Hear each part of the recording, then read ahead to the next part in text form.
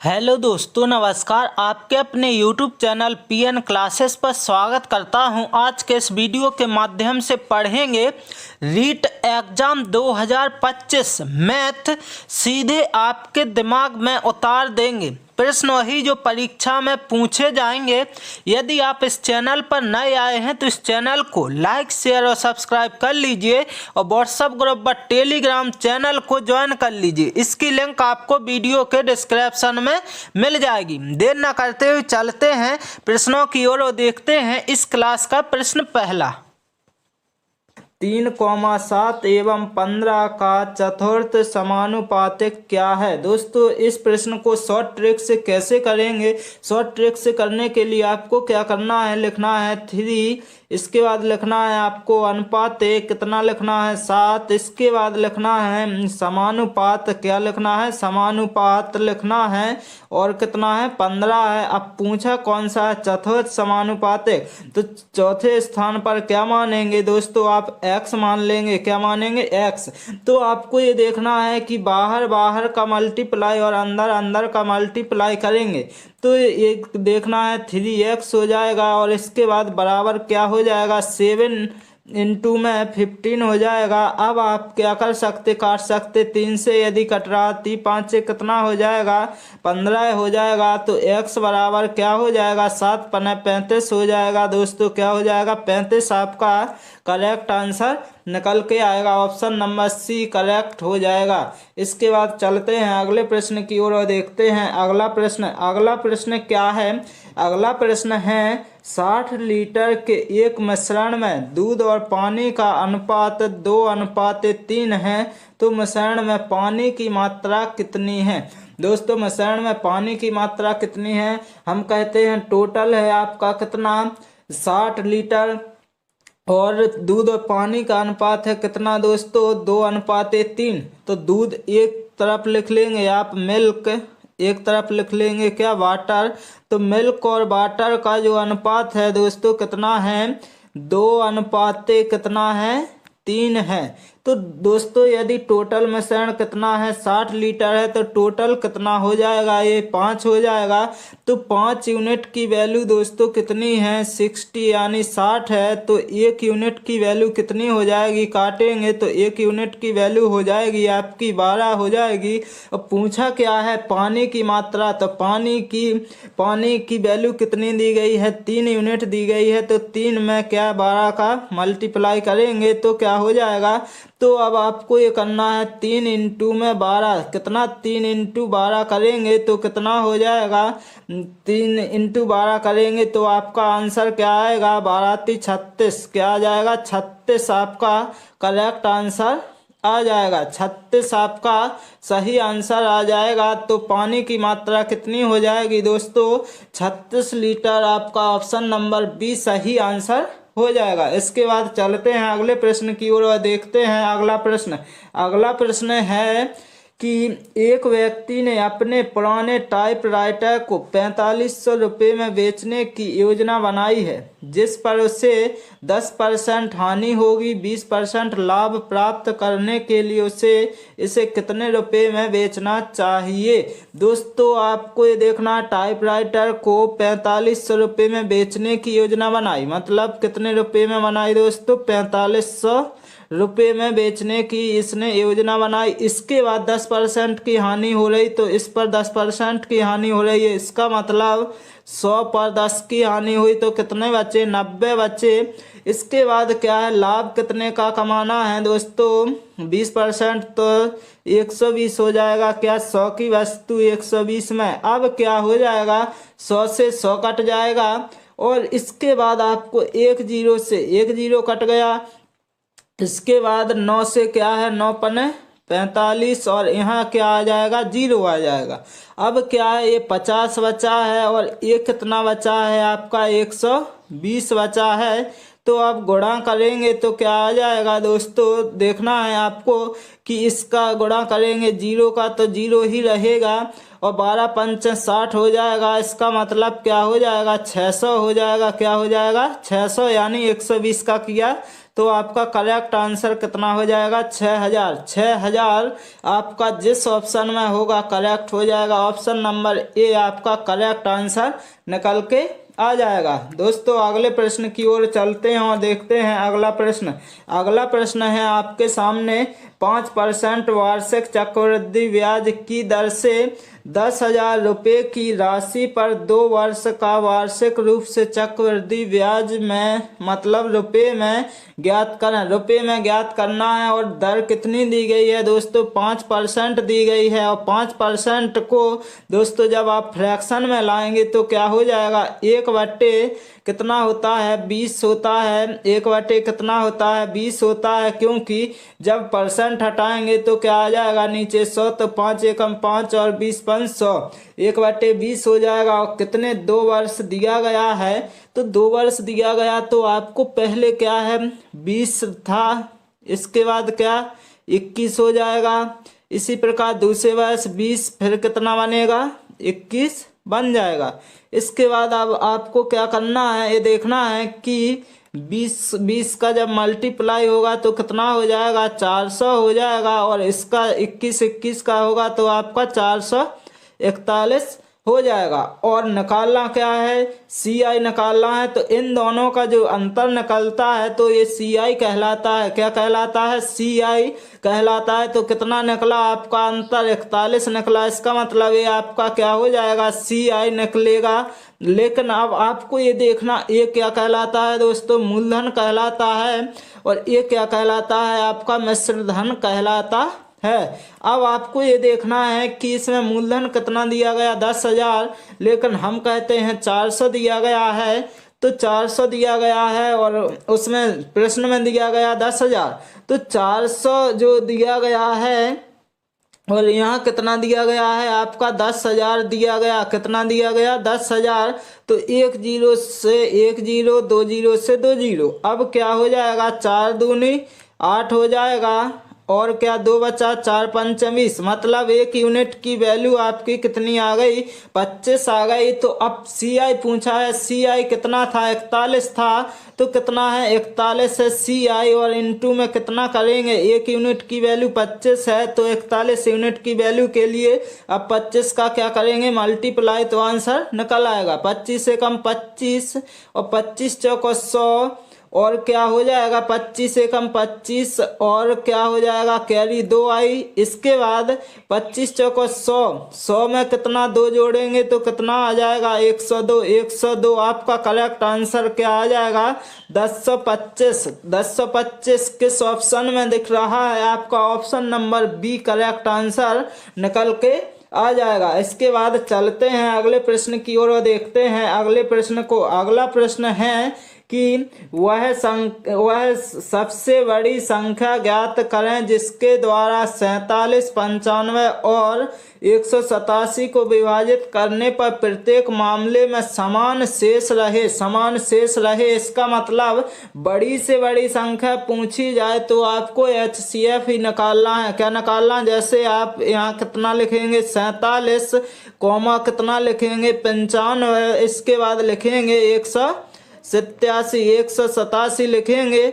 तो दोस्तों अब आपको क्या करना है, इसमें जिसमें सबसे कम डिफरेंस दिख रहा हो उसको निकालेंगे, तो सबसे कम इसमें ही दिखेगा, तो इसमें दिख रहा है। तो अब जब घटाएंगे तो इसका मतलब क्या होता है 5 है और ये 7, यानी जो घटाएंगे तो ये 15 में से 7 गया तो कितना बचेगा दोस्तों। अब आपको ये देखना है कि यहाँ बचेगा आपका 8 और इसमें क्या है 5 जाएगा तो क्या बचेगा 4, और इसमें जब घटाएंगे तो बड़ा डिफरेंस आएगा। लेकिन अब क्या है 48, यदि इस ऑप्शन में दिख रहा है तो आंसर 48 हो जाता, लेकिन नहीं है।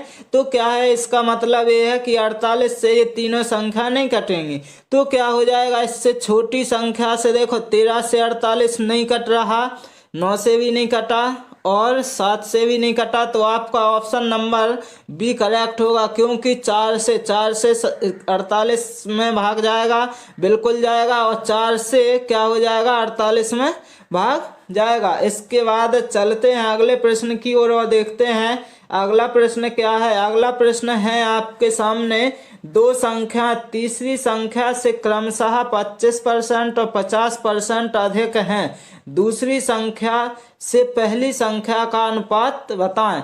तो दो संख्याएं दी गई हैं दोस्तों, तीसरी संख्या से क्या है 25%, जैसे ए लिख लिया है आपने ए, और ए लिखा है आपने ए लिखा है बी, और ए लिखा गया है आपका सी। तो क्या है, तीसरी संख्या से क्रमशः है 25 और 50%, तीसरी से तो तीसरी माना क्या 100, इसके बाद क्या है क्रमशः है तो क्या है 125 हो गई ए, और इसके बाद क्या है 150 में आ गया बी। अब पूछा क्या है, दूसरी संख्या से पहली संख्या का अनुपात, दूसरी संख्या से पहली संख्या का अनुपात पूछा गया है। तो दोस्तों यदि काटना काटेंगे, नहीं काटना तो कोई बात नहीं है। तो दोस्तों आपको ये देखना है, अनुपात ही पूछा गया है तो अनुपात क्या होगा, काटेंगे तो क्या आ जाएगा 25 पंचे 125 आएगा, और 25 छिक्का 150 आएगा, और यहाँ क्या आ जाएगा, यहाँ आ जाएगा आपका दोस्तों कितना आ जाएगा, तो यहाँ पर आएगा 25 चौको 100। लेकिन पूछा क्या है, दूसरी संख्या से पहली संख्या का अनुपात पूछा गया है। तो दोस्तों आपका ऑप्शन नंबर क्या हो जाएगा, डी सही आंसर होगा। 5:6, 5:6 आपका करेक्ट आंसर हो जाएगा। इसके बाद चलते हैं अगले प्रश्न की ओर और देखते हैं अगला प्रश्न क्या है।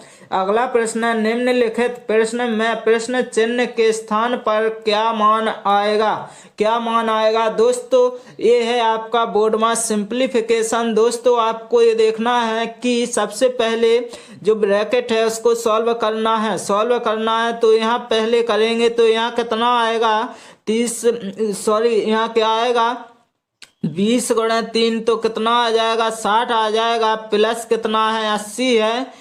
तो अब आपको ये देखना है कितना आ जाएगा 140 आएगा, 140 में से 40 गया तो कितना आ गया 100 आ जाएगा, कितना आ जाएगा 100। तो यहाँ से निकल के आया है। अब यहाँ करना है सॉल्व, कितना आ जाएगा 80 दूनी कितना होता है 160 होता है, और प्लस कितना करना है 140 करना है। तो 0 से 0 और 6 4 10 2 1 3 यानी 300, 300 में से जब 24 घटाया जाएगा तो कितना आएगा 6 आएगा, और 3 गया तो 7 आएगा, और 1 गया तो कितना आ जाएगा 1, मतलब तो कितना 2 आ जाएगा। तो अब आपको ये देखना है कि भाग देना है, कितने से भाग देंगे आप, कितने से 100 था तो 100 से भाग दिया, तो 100 से जब भाग देंगे तो कितना आ जाएगा, तो 100 से जब भाग दिया जाएगा तो आपका आंसर क्या आएगा, 100 से भाग देंगे तो 100 दूनी कितना होता है 200 होता है। अब क्या है 200 होता है तो ऑप्शन चेक कर लेंगे, ए हो नहीं सकता, बी हो नहीं सकता, और क्या है 0 मतलब पहले लगा नहीं सकते, तो ऑप्शन क्या हो जाएगा सी करेक्ट आंसर हो जाएगा। इसके बाद कितना बचा दोस्तों 76, तो इसका फिर 7 बार जाएगा, और फिर क्या कितनी बार 6 बार, तो आपका answer option number C correct हो जाएगा। इसके बाद चलते हैं अगले प्रश्न की ओर और देखते हैं अगला प्रश्न। यदि 15 श्रमिक 10 दिनों में 1800 रुपये कमा सकते हैं, 8 दिनों में 5 श्रमिकों की अर्जित राशि रुपए में ज्ञात करें। तो दोस्तों 15 श्रमिक हैं, कितने हैं 15 श्रमिक हैं, 10 दिनों में कितने कमा रहे हैं 1800 रुपये कमाते हैं, कितने 1800 रुपये। इसके बाद क्या पूछा गया है 8 दिनों में 5 श्रमिकों को कितनी राशि कमानी है दोस्तों।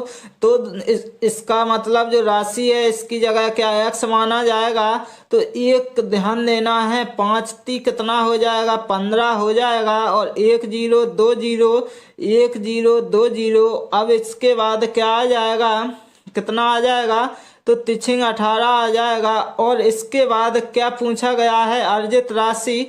तो अब आपको ये देखना 8 दिनों में 5 श्रमिकों की अर्जित राशि तो कितनी आ जाएगी। तो आपको ये देखना है 8 छिंग 48 हो जाएगा, 48 का मतलब कितना आ जाएगा 480 आ जाएगा। 480 कैसे आएगा दोस्तों, दोबारा करते हैं, क्या करते हैं दोबारा करते हैं इस प्रश्न को कैसे करना है। तो दोस्तों आपको ये देखना है 15 श्रमिक हैं, बिल्कुल हैं। 10 दिनों में क्या है, 10 दिनों में वहाँ पर दोस्तों गलती से 100 लिख गया था, 100 लिख गया था, तो क्या हो जाएगा 10 दिन हो जाएंगे। यहाँ पर कितना हो जाएगा 1800 हो जाएगा। इसके बाद क्या आ जाएगा 8 दिन लिख लो। इसके बाद क्या 5 श्रमिक लिख लिया। इसके बाद यहाँ x माना। अब 1 0 से 1 0 काट दिया और 5 × 15 हो गया और 3 18 हो गया। इसका मतलब 60 हो गया और 8 × 48 मतलब x बराबर कितना आ गया 480 आपका करेक्ट आंसर हो जाएगा। ऑप्शन नंबर ए सही आंसर हो जाएगा। इसके बाद चलते हैं इस क्लास का अंतिम प्रश्न देखते हैं। इस क्लास का अंतिम प्रश्न है रवि और सुमित का वेतन 2:3 के अनुपात में है। यदि प्रत्येक के वेतन में 3000 रुपये की वृद्धि हुई